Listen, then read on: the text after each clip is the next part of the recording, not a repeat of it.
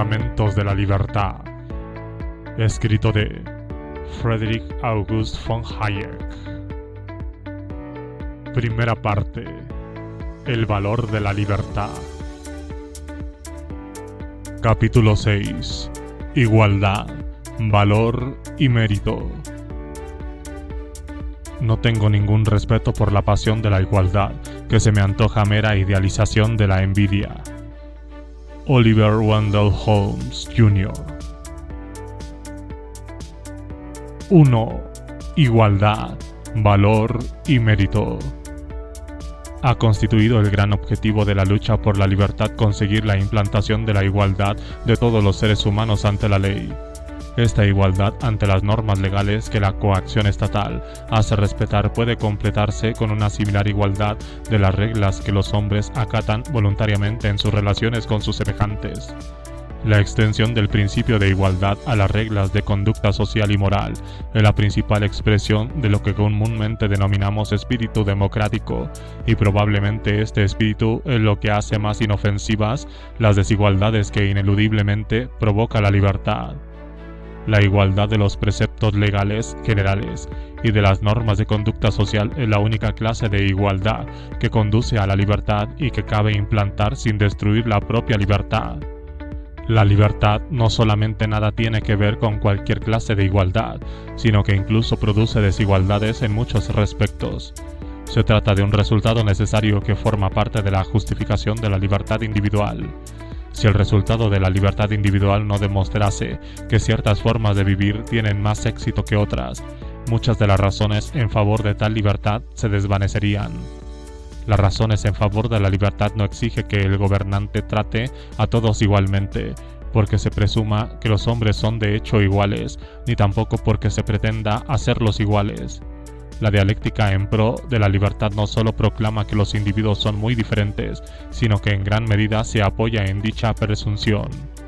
Reitera, por lo demás, que las diferencias existentes entre los humanos no pueden servir de justificación cuando el gobernante intenta discriminar coactivamente entre los gobernados y obstaculiza la implantación de aquel trato diferencial a que habría de acudir la autoridad si deseara garantizar posesiones iguales en la vida de los individuos, que de hecho presenta entre ellos notables diferencias.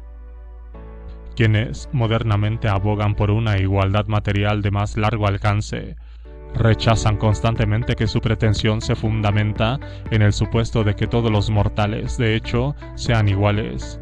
Ello no obstante, amplios sectores todavía creen que esta es la principal justificación de tales aspiraciones, pero nada produce más daño a la pretensión de igualdad del tratamiento que basarla en una presunción tan obviamente falsa como la de la igualdad de hechos de todos los hombres. Basar los argumentos para la igualdad de trato de las minorías nacionales o raciales en el aserto de que no difieren de los restantes hombres es admitir implícitamente que la desigualdad de hecho justificaría un tratamiento desigual, y la prueba de que en realidad existen algunas diferencias no tardarían en manifestarse. Es esencial afirmar que se aspira a la igualdad de trato, no obstante el hecho cierto de que los hombres son diferentes. 2. Trascendencia de las desigualdades humanas. La ilimitada variedad de la naturaleza humana, el amplio grado de diferencias en la potencialidad y capacidad de los individuos es una de las más precisas realidades que ofrece la especie humana. Su evolución ha hecho de ella la más variada entre todas las clases de criaturas. Certeramente se ha dicho que la biología, cuya piedra angular es la variabilidad, confiere a cada ser humano un conjunto único de atributos que le otorgan una dignidad que de otra forma no podría poseer. Cada recién nacido es una cantidad desconocida en lo que a las potencialidades se refiere, por cuanto en la estructuración de su ser intervienen millares de genes diferentes que se relacionan entre sí obedeciendo a desconocidas fórmulas biológicas. Como resultado de la naturaleza y de la educación, el recién nacido puede llegar a ser uno de los más grandes hombres o mujeres que hayan vivido. En cada caso, el niño o las niñas poseen los componentes de un individuo singularizado. Si las diferencias no son de gran trascendencia, la libertad entonces no es muy importante, y la idea de valía individual tampoco lo es. la extendida teoría de la uniformidad de la naturaleza humana, que en la superficie parece estar de acuerdo con la democracia, en su momento minaría los más básicos ideales de libertad y valía individual, y haría despreciable la vida que conocemos. En la actualidad está de moda minimizar la importancia de las diferencias congénitas entre los hombres y adscribir todas las importantes a la influencia del medio que nos rodea. Por muy trascendental que esto último pueda ser, no debemos olvidar que los individuos son muy diferentes desde el principio. La importancia de las diferencias individuales difícilmente sería menor si todos los hombres fueran criados y educados en ambientes muy similares. Como declaración de hecho, no es cierto que todos los hombres han nacido iguales. Podemos seguir utilizando tan consagrada frase para expresar el ideal de que legal y moralmente todos los hombres deben ser tratados igualmente. Pero si queremos entender lo que este ideal de igualdad puede o debe significar, lo primero que precisamos es liberarnos de la creencia en la igualdad de hecho.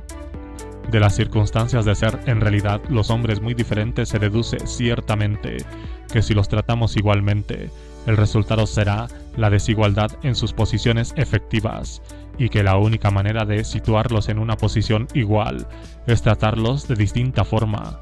Por lo tanto, la igualdad ante la ley y la igualdad material no solamente son diferentes, sino contrapuestas, pudiendo obtenerse una de las dos, pero no las dos al mismo tiempo. La igualdad ante la ley, que la libertad requiere, conduce a la desigualdad material. Con arreglo a tal criterio, si bien el Estado ha de tratar a todos igualmente, no debe emplearse la coacción en una sociedad libre con vistas a igualar más la condición de los gobernados. El Estado debe utilizar coacción para otros fines. Nosotros no rechazamos la igualdad como tal, afirmamos tan solo que la pretensión de igualdad es el credo profesado por la mayoría de aquellos que desean imponer sobre la sociedad un preconcebido patrón de distribución. Nuestra objeción se alza contra todos los intentos de imprimir en la sociedad un patrón de distribución deliberadamente escogido, sea en un orden de igualdad o de desigualdad. Comprobaremos ciertamente que muchos de aquellos que abogan por el aumento de la igualdad realmente no piden tal igualdad, sino una distribución que esté más íntimamente conforme con las concepciones humanas del mérito individual, y que sus deseos son tan incompatibles con la libertad como los de los más estrictos igualitaristas.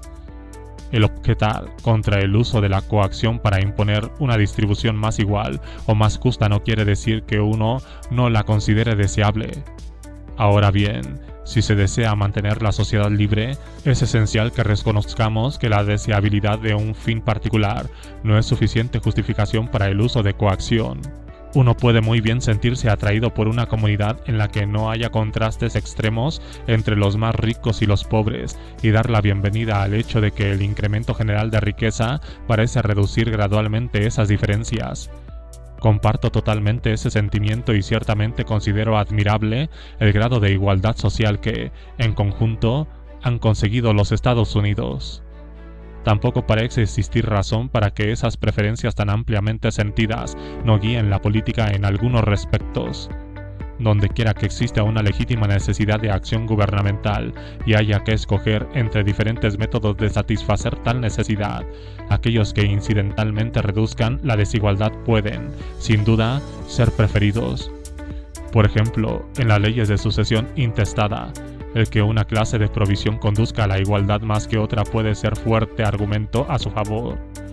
Cosa diferente es, sin embargo, si con vista a producir una igualdad sustantiva, se exige que abandonemos los postulados básicos de la sociedad libre y principalmente la limitación de la coacción mediante leyes iguales. Contra esto afirmamos que la desigualdad económica no es uno de los males que justifique el recurrir como remedio a la coacción o al privilegio discriminatorio. 3. Naturaleza y educación. Nuestra posición se apoya en dos afirmaciones básicas que probablemente necesitan solo de la mera declaración para obtener un ascenso razonablemente general. Consiste el primero en la creencia de que existe cierta similitud entre todos los seres humanos.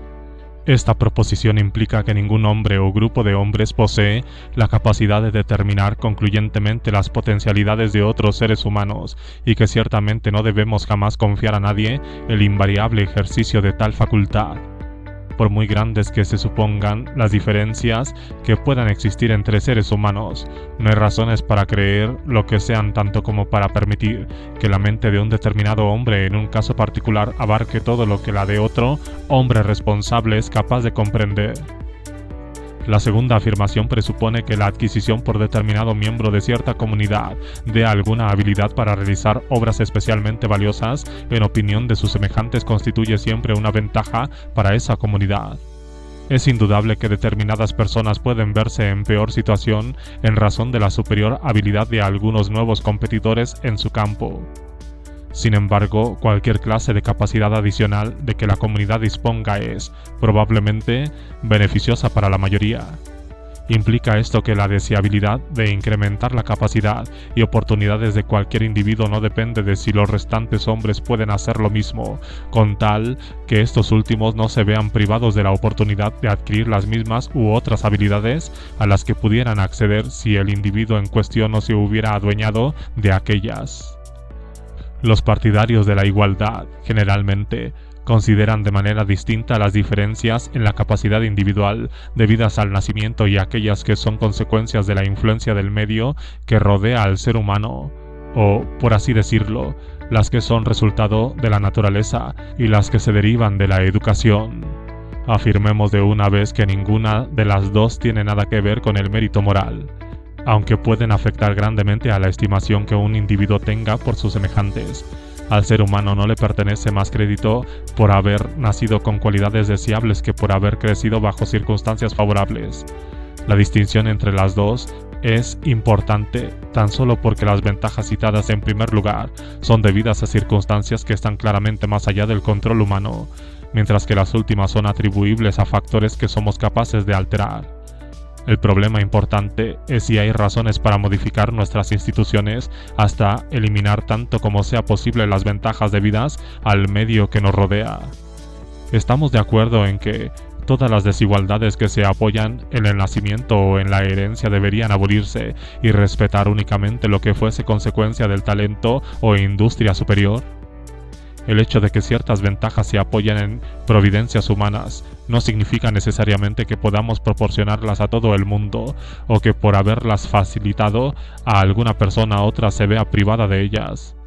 Los factores más importantes a considerar, en conexión con lo anterior, son la familia, la herencia y la educación. Precisamente las críticas se dirigen principalmente contra la desigualdad que producen, aunque no sean los únicos factores importantes del medio que nos rodea.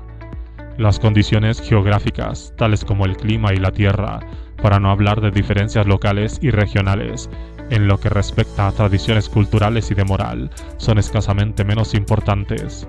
Sin embargo, aquí solo podemos considerar los mencionados tres factores cuyos efectos son más comúnmente impugnados. En lo que a la familia se refiere, existe un curioso contraste entre la estima que la mayoría de los humanos profesa por la institución y la aversión al hecho de que el nacimiento en el seno de una determinada familia confiera ventajas especiales a la persona. Parece que está ampliamente divulgada la creencia de que mientras las cualidades sutiles que una persona adquiere a causa de los dones activos y bajo condiciones iguales para todos son socialmente beneficiosas, idénticas cualidades se convierten hasta cierto punto en indeseables y derivan de ventajas del medio circundante que no están a disposición de otros. Incluso resulta difícil entender por qué razón la misma útil cualidad, que es bien recibida cuando resulta de las dotes naturales de una persona, se convierte en menos valiosa cuando deriva de circunstancias tales como padres inteligentes o el pertenecer a una familia de buena posición. El valor que la mayoría de la gente concede a la institución de la familia descansa en la creencia de que, como regla general, los padres pueden hacer más que ningún otro en la preparación de sus hijos para una vida satisfactoria. Esto no solamente significa que los beneficios derivados por determinados individuos de la familia sean diferentes, sino también que esos beneficios puedan operar acumulativamente a través de varias generaciones. ¿Qué razón puede haber para creer que una cualidad deseable en una persona resulte menos valiosa para la sociedad si es o no el resultado de antecedentes familiares? Hay ciertamente buenas razones para pensar que existen algunas cualidades socialmente valiosas que raramente se adquieren en una sola generación y que generalmente se forman a través del continuo esfuerzo de 2 o 3. Esto significa simplemente que hay porciones de la herencia cultural de una sociedad que son las más efectivamente transmitidas a través de la familia. Concedido esto, sería irracional negar que la sociedad probablemente obtendrá una élite mejor si la ascensión no se limita a una generación, si los individuos no son deliberadamente obligados a partir del mismo nivel y si los niños no son privados de la posibilidad de beneficiarse de la mejor educación y ambiente material que sus padres sean capaces de suministrarles. Admitir esto es reconocer pura y simplemente que la pertenencia a una particular familia es parte de la personalidad individual, que la sociedad se forma tanto con las familias como con los individuos y que la transmisión de herencia de la civilización dentro de la familia es una herramienta tan importante en los esfuerzos del hombre hacia cosas mejores como la herencia o los atributos físicos beneficiosos. 4. Familia y herencia. Muchos que están de acuerdo en que la familia es deseable como instrumento para la transmisión de la moral, la educación, los gustos y el conocimiento siguen poniendo en tela de juicio la conveniencia de la transmisión del patrimonio. Sin embargo, poca duda puede caber de que para posibilitar la primera es esencial cierta continuidad en los patrones de las formas extremas de vida y que esto se obtiene no solo con la transmisión de las ventajas inmateriales, sino también con la de las materiales. Desde luego, no implica ningún gran mérito, ni ninguna gran injusticia, tal circunstancia de que algunos nazcan de padres ricos, como tampoco el que otros nazcan de padres inteligentes o virtuosos. Tan ventajoso es para la comunidad que al menos algunos niños puedan iniciar su carrera en la vida con las ventajas que solo las casas ricas puedan ofrecer, en determinados momentos, como que otras criaturas hereden gran inteligencia o reciban mejor educación en sus hogares. No vamos a invocar ahora el principal argumento en favor de la herencia, o sea, afirmar que tal transmisión de bienes constituye un medio básico para mantener el capital e inducir a su acumulación. Más bien cargamos el acento en si el hecho de conferir beneficios inmerecidos a favor de algunos es un argumento válido contra la mecánica hereditaria. Incuestionablemente se trata de una de las causas institucionales de la desigualdad. En el presente contexto no necesitamos investigar si la libertad exige la concurrencia de una ilimitada libertad en las transmisiones mortis causa. El problema, en lo que a nosotros respecta, consiste tan solo en si los individuos deben ser libres para hacer llegar a sus descendientes o a otras personas los indicados bienes de carácter material, causa básica de la desigualdad. Una vez que estemos de acuerdo en que conviene encauzar el instinto natural de los padres de dotar lo mejor que puedan a las nuevas generaciones, parece que no existe razón sensible para limitar la acción a los beneficios no materiales. La función familiar de transmitir patrones y tradiciones está íntimamente ligada a la posibilidad de transmitir bienes materiales. Resulta difícil comprender de qué forma serviría al verdadero interés de la sociedad la limitación de las ganancias materiales de una generación. Hay también otra consideración que pudiera parecer en cierta manera cínica. Si queremos hacer el máximo uso de la natural parcialidad de los padres por sus hijos, no debemos impedir la transmisión de la propiedad. Parece cierto que entre las muchas fórmulas existentes para que ganadores de poder e influencia provean a sus descendientes, la más barata en el aspecto social con gran diferencia es la transmisión de la fortuna. De no existir dicho expediente, los hombres buscarían otras maneras de proveer a sus hijos, tales como colocarlos en una situación en que les proporcionara la renta y el prestigio que una fortuna les hubiera dado, originando con ello un despilfarro de recursos y una injusticia mucho más tangible que la que causa la transmisión del patrimonio familiar. No otra cosa ocurre en el seno de las sociedades que rechazan la institución de la herencia, incluida la comunista.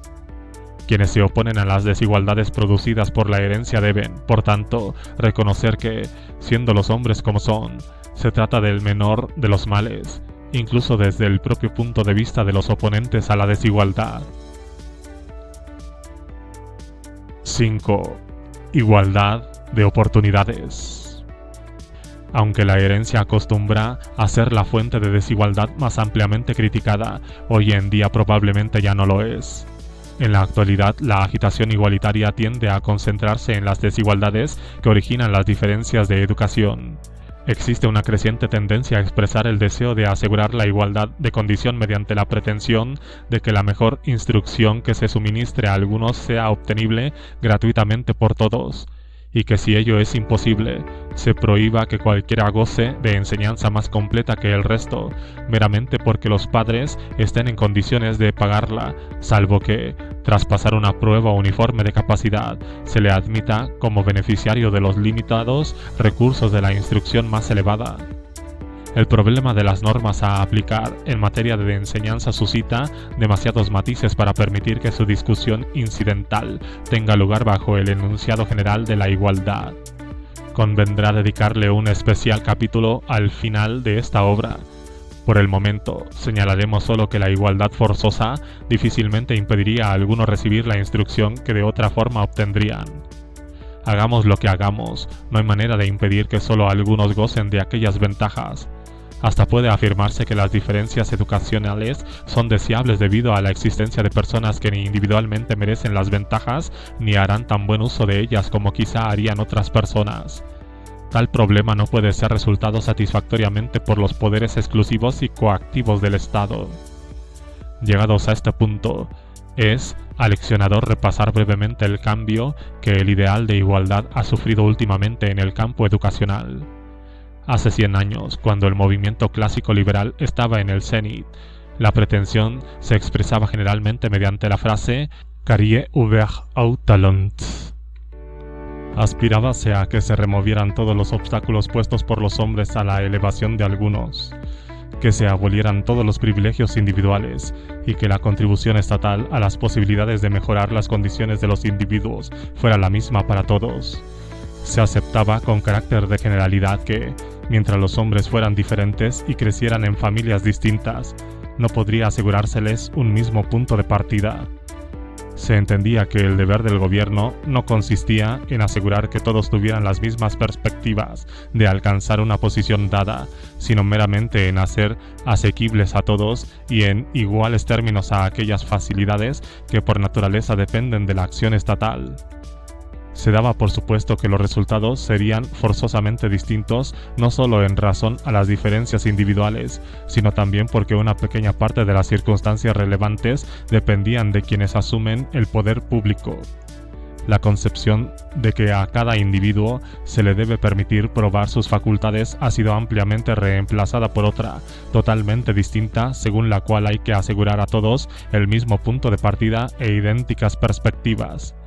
Esto casi equivale a decir que el gobernante, en vez de proporcionar los mismos medios a todos, debería atender a controlar las condiciones relevantes para las posibilidades especiales del individuo y ajustarlas a la inteligencia individual hasta asegurar a cada uno las mismas perspectivas que a cualquier otro.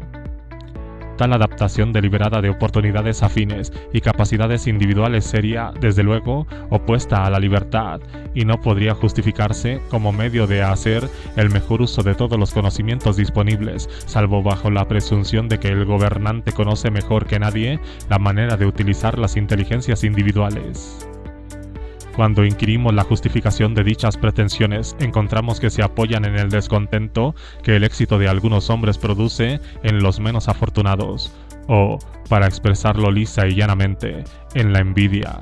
La moderna tendencia a complacer tal pasión disfrazándola bajo el respetable ropaje de la justicia social evoluciona hacia una seria amenaza de la libertad.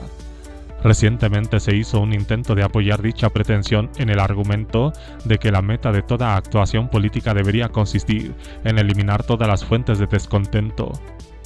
Esto significaría, desde luego, que el gobernante habría de asumir la responsabilidad de que nadie gozara de mayor salud, ni dispusiera de un temperamento más alegre, ni conviviera con esposa más amable, ni engendrara hijos mejor dotados que ningún otro ser humano. Si en verdad todos los deseos no satisfechos implican el derecho a acudir en queja a la colectividad, la responsabilidad individual ha terminado. Una de las fuentes de descontento que la sociedad libre no puede eliminar es la envidia, por muy humana que sea. Probablemente una de las condiciones esenciales para el mantenimiento de tal género de sociedad es que no patrocinemos la envidia, que no sancionemos sus pretensiones enmascarándolas como justicia social, sino que la tratemos de acuerdo con las palabras de John Stuart Mill, como la más antisocial y perniciosa de todas las pasiones.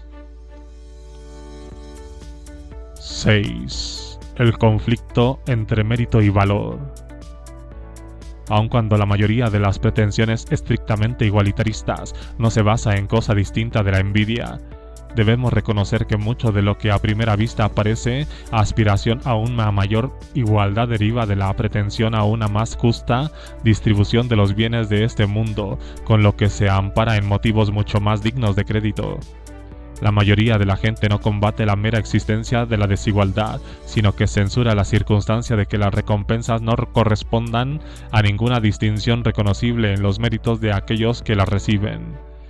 La respuesta comúnmente dada a ello es que una sociedad libre, en conjunto, logra tal clase de justicia. No obstante, dicha premisa resulta indefendible si por justicia se quiere entender proporcionalmente de recompensa al mérito moral. Cualquier intento de fundamentar en ese argumento las razones en pro de la libertad es muy dañoso, pues supone que las recompensas materiales deberían concederse para corresponder a méritos reconocibles y, por lo tanto, se contrapone a la conclusión que la mayoría de la gente deduciría como consecuencia de una afirmación falsa. La respuesta idónea es que en un sistema libre no resulta deseable ni practicable que las recompensas materiales se otorguen, generalmente, para corresponder a lo que los hombres reconocen como mérito. La sociedad libre tiene como característica esencial el que la posición individual no dependa necesariamente de los puntos de vista que los semejantes mantengan acerca del mérito que dicho individuo ha adquirido. El debate precedente puede parecer, a primera vista, tan extraño y chocante, que quisiera pedir al lector que suspenda su juicio hasta que haya explicado más ampliamente la distinción entre valor y mérito. La dificultad de aclarar tales conceptos se debe al hecho de que el término mérito, único utilizable para describir lo que quiere decir, se usa a sí mismo en sentido más amplio y vago. Aquí será exclusivamente empleado para describir los atributos de la conducta que la hacen merecedora de alabanza. Como hemos visto a lo largo de cuanto queda expuesto, el valor que tiene para sus semejantes la capacidad o actuación de una persona no se encuentra necesariamente relacionado con el mérito que pueda descubrirse en ello. Los dones de nacimiento de determinado individuo, así como los que pueda adquirir, tienen claramente para sus semejantes un valor que no depende de ningún crédito que le sea debido por razón de la posesión. Poco puede hacer un hombre para alterar el hecho de que su privativo talento sea muy común o extremadamente raro. Una buena inteligencia o una magnífica voz, un rostro bello o una mano habilidosa, un cerebro ingenioso o una personalidad atractiva, son en gran medida tan independientes del mérito personal como las oportunidades o las experiencias que el poseedor haya tenido.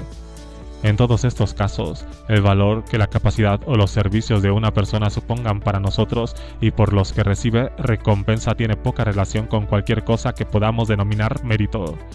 Nuestro problema consiste en si es deseable que la gente disfrute de ventajas en proporción a los beneficios que los semejantes deriven de sus actividades o si la distribución de dichas ventajas debe basarse en otros puntos de vista que los hombres tengan de tales méritos. En la práctica, recompensar de acuerdo con el mérito debe significar premiar de acuerdo con un mérito señalado, mérito que otras gentes pueden reconocer y estar de acuerdo con él, y mérito que no es meramente juzgado por un solo y alto poder. En este sentido, mérito señalado presupone que podemos cerciorarnos de que un hombre ha llevado a cabo lo que determinadas reglas de conducta aceptadas le pedían y a costa de cierto esfuerzo y empeño. El mérito no se deduce del objetivo, sino del esfuerzo subjetivo, no puede juzgarse por los resultados.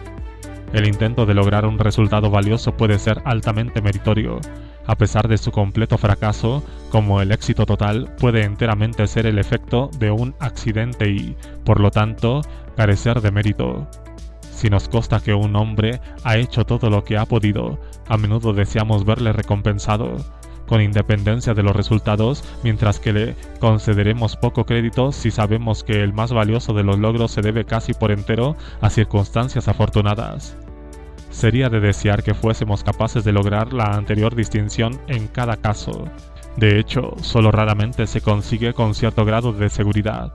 Tan solo lo lograremos cuando poseamos el conocimiento de que dispuso la persona en cuestión, incluyendo el conocimiento de su destreza y seguridad, de su estado mental y sentimientos, de su capacidad de reflexión, energía y perseverancia, etc. Por tanto, la posibilidad de un verdadero juicio de mérito depende de la existencia de esas condiciones antes enumeradas, cuya ausencia general es el principal argumento en favor de la libertad. Permitimos a los hombres decidir por sí mismos por qué queremos que utilicen conocimientos que no poseemos, y por tanto, al tener libertad para usar esa personal capacidad y conocimiento de los hechos que nosotros no poseemos, es imposible que nos hallemos en situación de juzgar el mérito de sus logros. Decidir sobre el mérito presupone la posibilidad de juzgar si la gente ha hecho uso de sus oportunidades como debiera y cuánto esfuerzo o ejercicio de la voluntad les ha costado. Presupone asimismo la capacidad de distinción entre la parte de logros debida a circunstancias dentro del control personal y la parte que no se debe a ellas. 7. La remuneración y la libertad de elección. La incompatibilidad de recompensar según el mérito con la libertad para escoger lo que uno quiere perseguir resulta evidente en aquellas áreas donde la incertidumbre de los resultados es particularmente grande y muy distinta la estimación individual de las probabilidades de las varias clases de esfuerzos.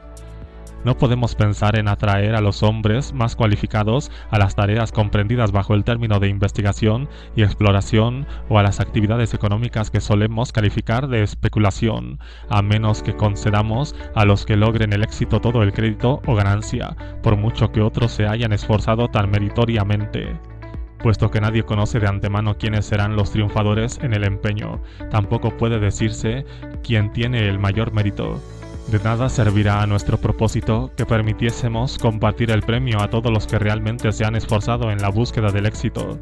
Más aún, la adopción de tal medida exigiría que alguien tuviese el derecho de decidir la formación del equipo luchador.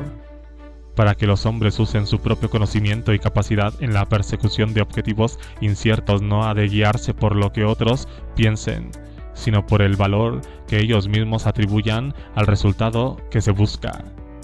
Lo que resulta una verdad tan obvia en el caso de las empresas que comúnmente consideramos problemáticas, no lo es menos en el tocante a cualquier determinado propósito que decidamos perseguir.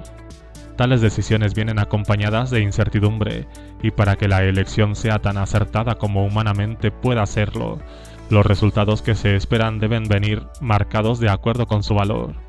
Si la remuneración no se correspondiese con el valor que tiene para los semejantes el resultado de los esfuerzos del hombre, se carecería de base para decidir si la persecución de un objeto determinado es merecedora del esfuerzo y riesgo que entraña. Al hombre habría que asignarle la tarea a cumplir y estimar cuál hubiera sido el mejor uso de su capacidad a fin de determinar sus deberes y su remuneración. Sin lugar a dudas, de hecho, no deseamos que los hombres obtengan el máximo de mérito, sino que logren la máxima utilidad con el mínimo de sacrificio y esfuerzo y, por lo tanto, el mínimo de mérito. Resultaría imposible recompensar justamente todo el mérito. Tampoco sería conveniente que los hombres tendiesen principalmente a obtener el máximo de mérito. Cualquier intento para inducir al hombre a preocuparse tan solo de lograr el máximo mérito se traduciría en recompensas diferentes por el mismo servicio. Solamente podemos juzgar con cierto grado de seguridad el valor del resultado, no la cantidad de esfuerzo y cuidado que ha costado a diferentes hombres el logro final. Las recompensas que la sociedad libre ofrece por los resultados sirve para indicar a los que pugnan en conseguirlos cuántos desvelos merecen que se les consagre. Todos aquellos que producen el mismo resultado reciben idénticos premios, sin consideración alguna al esfuerzo. Lo que es verdad en lo tocante a la remuneración por los mismos servicios rendidos por personas diferentes es todavía más verdad en el caso de la remuneración relativa por diferentes servicios que requieren diferentes capacidades y dotes personales. En ambos supuestos la remuneración tiene poca relación con el mérito. Generalmente, el mercado por servicios, de la clase que sea, ofrece el valor que tiene para los beneficiarios, pero raramente se sabrá nunca si fue necesario ofertar mucho con vistas a obtener tales servicios o incluso si la comunidad podía haberlos obtenido por mucho menos. El caso del pianista, de quien se escribió no hace mucho tiempo que tocaría el piano incluso si tuviera que pagar por tal privilegio, probablemente ilustra la actitud de muchos que obtienen grandes ingresos procedentes de actividades que a la vez constituyen su principal placer. 8. Consecuencias de la distribución según el mérito. Aunque la mayoría de la gente considera muy natural la pretensión de que todos sean recompensados tan solo por los merecimientos de su esfuerzo y trabajo, tal afirmación se basa en una colosal soberbia. Se presume que en cada caso individual somos capaces de juzgar si la gente ha utilizado bien las diferentes oportunidades y talentos que se le han dado, y hasta qué punto son meritorios sus logros a la luz de las circunstancias que los han hecho posibles. Se presume, por tanto, que ciertos seres humanos se encuentran en situación de determinar en forma concluyente el valor de una persona y que poseen títulos para establecer lo que ésta puede lograr. Se presume, en definitiva, lo que los argumentos en favor de la libertad rechazan, que podemos conocer y conocemos todo lo que guía a las acciones personales. Una sociedad en la que se estatuyese en la posición de los individuos en correspondencia con las ideas humanas de mérito sería el polo más diametralmente contrario a la sociedad libre. Sería una sociedad en la que se recompensaría a los hombres por las obligaciones cumplidas en vez de por el éxito.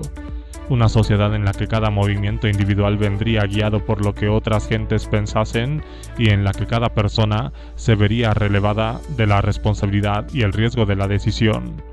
Si nadie posee conocimiento suficiente para guiar todas las acciones humanas, tampoco existe un ser humano que sea competente para recompensar los esfuerzos de acuerdo con el mérito.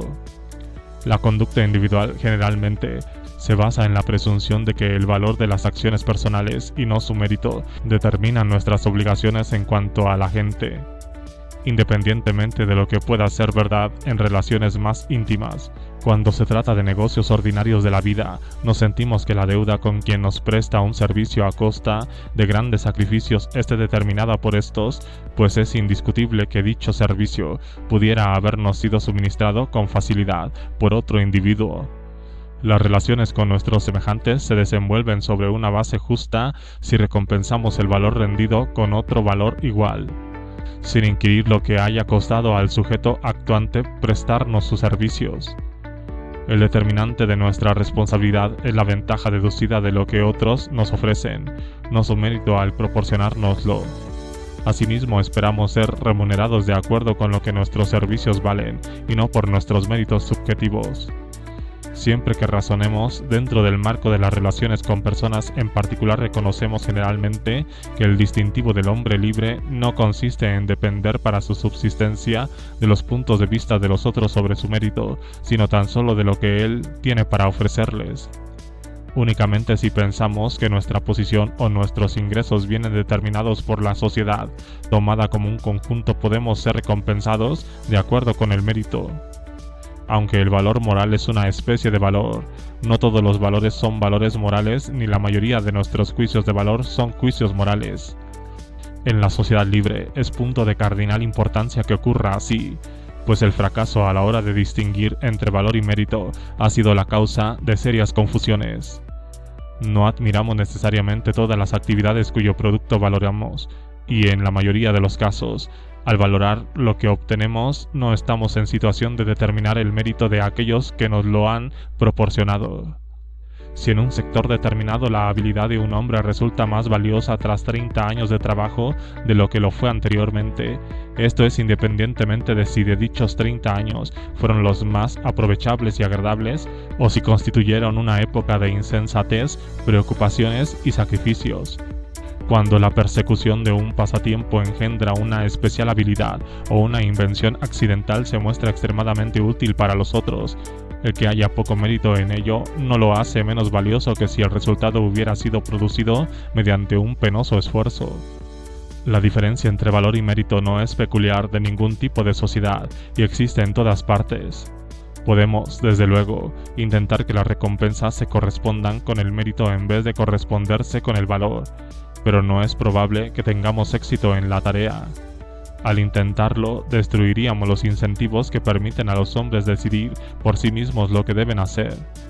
Aún más, es dudoso que un intento razonablemente afortunado de hacer que la recompensa se corresponda con el mérito originaría un orden social más atractivo e incluso tolerable. Una sociedad en la cual se presumiese que los ingresos elevados son prueba de mérito y los ingresos bajos falta del mismo. En la que se creyese universalmente que la posición y la remuneración se corresponde con el mérito. En la que no existe otro camino hacia el éxito que la aprobación de la conducta de uno por la mayoría de los semejantes sería, probablemente, mucho más insufrible para los fracasados que otra en la que se reconociese, francamente, que no existe necesariamente conexión entre el mérito y el éxito. Probablemente contribuiríamos más a la felicidad humana si, en vez de tratar de lograr que la remuneración se corresponda con el mérito, aclarésemos cuán incierta es la conexión entre valor y mérito. Seguramente todos nos encontramos excesivamente inclinados a atribuir mérito personal, donde de hecho solo existe un valor superior. La posesión de una educación superior por un individuo o un grupo representa para la comunidad a que pertenecen un valor importante y constituyen un capital, si bien de ordinario supone también poco mérito. La popularidad y la estima depende tanto del mérito como del éxito financiero. Estamos tan acostumbrados a suponer un mérito, a menudo inexistente, donde quiera que encontremos valor, que la mayoría de las veces nos resistimos a admitir la equivocación, aunque en determinados casos la discrepancia sea demasiado grande para pasar inadvertida. Hay toda clase de razones para honrar al mérito especial cuando éste ha quedado sin adecuada recompensa. Pero el problema de recompensar un mérito sobresaliente, cuya amplia divulgación pretendemos para que sirva de ejemplo, es distinto del de los incentivos en que descansa el normal funcionamiento de la sociedad. Una sociedad libre engendra instituciones en las que, para quienes lo prefieren, los progresos humanos dependen del juicio de algún superior o de la mayoría de sus semejantes. Ciertamente, a medida que las distintas organizaciones se desarrollan y se hacen más grandes y más complejas, la tarea de verificar las contribuciones individuales llegará a ser más difícil y se dejará sentir la creciente necesidad de que el mérito a los ojos de los administradores, más bien que el valor verificado de las aportaciones, determine las recompensas. En tanto que esto no produzca una situación en virtud de la cual se imponga sobre la sociedad una única y comprensiva escala de méritos, en tanto que la multiplicidad de organizaciones compitan las unas con las otras, ofreciendo diferentes perspectivas, no hay antagonismo con la libertad, sino ampliación del alcance de la elección abierta al individuo. 9. Libertad y justicia distributiva. La justicia, al igual que la libertad y la coacción, es un concepto que, por respeto a la claridad, debería limitarse al deliberado tratamiento de los hombres por los hombres. Es un aspecto de la determinación internacional de las condiciones de la vida de las gentes sujetas a tal control. Si sostenemos que los esfuerzos de los individuos están guiados por sus propios puntos de vista acerca de las oportunidades y probabilidades que les interesan, al ser los resultados de tales esfuerzos necesariamente impredecibles, carece de significado el problema de si la consecuente distribución de rentas es justa o no. La justicia requiere que aquellas condiciones de la vida de los hombres que vienen determinadas por el gobernante les sean proporcionadas a todos por igual. Ahora bien, la igualdad de tales condiciones debe conducir a la desigualdad de resultados. Ni la igualdad provisión de determinados servicios públicos ni el tratamiento igual de los distintos semejantes en nuestra relación voluntaria con los mismos asegurarán una recompensa que sea proporcional al mérito. La recompensa al mérito es la recompensa por obedecer la voluntad de los otros hombres, no una compensación por los beneficios que les hemos conferido al hacer lo que pensábamos que era mejor. De hecho, una de las objeciones contra los intentos de los poderes públicos de fijar escalas de ingresos es que el Estado debe tratar de ser justo en todo lo que hace. Una vez que se aceptasen el principio de la recompensa de acuerdo con el mérito como justa base para la distribución de la renta, la justicia exigiría que todos aquellos que lo deseasen fuesen recompensados de acuerdo con dicho fundamento. Pronto se exigiría su aplicación a todos y que no se tolerasen las rentas que no estuviesen en proporción con los méritos reconocibles. Incluso el mero intento de distinguir entre los ingresos o beneficios merecidos y los que no lo son supondría un principio que el Estado tendría que tratar de aplicar, pero que de hecho no podría aplicar generalmente. Cada intento de controlar deliberadamente algunas de las remuneraciones estaría abocado a crear posteriores exigencias de las nuevas intervenciones, de forma que, una vez introducido el principio de la justicia distributiva, no se cumpliría hasta que la sociedad se organizase de acuerdo con el mismo. Esto originaría una clase de sociedad que en todos sus rasgos básicos sería opuesto a la sociedad libre. Una sociedad en la cual la autoridad decidiría lo que el individuo ha de hacer y cómo ha de hacerlo.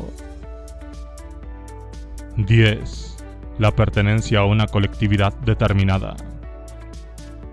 Para terminar, debemos examinar brevemente otro argumento en el que frecuentemente se basan las exigencias de una distribución más igual, aunque raramente se esgrime de manera explícita. Se trata de si la adscripción a una comunidad o nación específica da derecho al individuo a un nivel material determinado por la riqueza general del grupo a que pertenece. Esa pretensión se encuentra en curioso conflicto con el deseo de fundamentar la distribución en el mérito personal, pues claramente se comprende que no existe ningún mérito en haber nacido dentro de una determinada comunidad y que ningún argumento de justicia puede apoyarse en el accidente de que un individuo particular haya nacido en un lugar y no en otro. De hecho, una comunidad relativamente rica confiere normalmente a sus miembros más pobres ventajas que son desconocidas para los nacidos en comunidades menos prósperas. La única justificación que tienen los miembros de una comunidad rica para insistir en ulteriores ventajas es que hay mucha riqueza privada que el poder público puede confiscar y redistribuir, y que los hombres que constantemente contemplan el disfrute de tal riqueza por otros la desean más intensamente que quienes la conocen solo en abstracto, si es que la conocen. No existen razones evidentes para que los esfuerzos aunados de los miembros de cualquier grupo que aseguran el mantenimiento de la ley y el orden, y organizan la prestación de ciertos servicios, se empleen en favorecer la pretensión de participar especialmente en la riqueza de dicho sector. Tales apetencias serían especialmente difíciles de defender cuando quienes las insinúan no estuviesen dispuestos a conceder iguales derechos a aquellos que no pertenecen a la misma nación o comunidad. De hecho, el reconocimiento de tales pretensiones en una escala nacional crearía tan solo una clase de derechos de propiedad colectiva, no menos exclusivo, sobre las riquezas del país, que no cabría justificar con las mismas razones que la propiedad individual. Se hallaría poca gente dispuesta a reconocer la justicia de dicha demanda de una escala mundial, y el mero hecho de que dentro de una determinada nación la mayoría tuviera poder real para conseguir su propósito, mientras en el resto del mundo se carecería de tal fuerza, difícilmente la haga más justa. Hay buenas razones para esforzarnos en utilizar la organización política para adoptar medidas de previsión a favor de los débiles, los aquejados por graves dolencias o las víctimas de desastres imprevisibles. Puede ser verdad que en el método más efectivo de previsión contra riesgos comunes a todas las gentes estribe en conceder protección a cada individuo contra los aludidos riesgos. El nivel que deban alcanzar tales previsiones comunes dependerá necesariamente de la riqueza general de la comunidad. Cuestión enteramente diferente es sugerir que los pobres, solo por el hecho de radicar en la propia comunidad individuos más ricos, tienen derecho a participar en su riqueza, o que el haber nacido dentro de un grupo que ha alcanzado un nivel especial de civilización y bienestar confiere justo título para disfrutar de sus ventajas. La circunstancia de que todos los ciudadanos tengan interés en la pretensión común de algunos servicios no justifica el que alguien pretenda que tiene derecho a participar en todos los beneficios. Ello puede dar lugar a un sistema al que algunos contribuirían de buena gana, pero que nadie puede exigir. Los grupos nacionales llegarán a hacerse más y más herméticos a medida que gane adeptos el punto de vista con el que acabamos de enfrentarnos.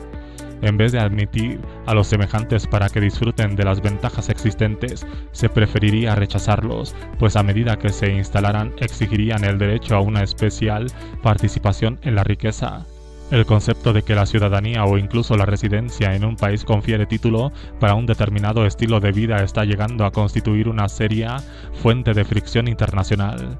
Y puesto que dentro de una determinada nación la única justificación del principio discutido es que el gobernante tenga poder para hacerlo cumplir, no debe sorprendernos el descubrimiento de que idéntico punto de vista se aplique por la fuerza a escala internacional. Una vez que se reconoce dentro de la escala nacional el derecho de la mayoría a los beneficios de que disfrutan las minorías, no hay razón para que tal derecho se detenga en las fronteras de los estados hoy existentes.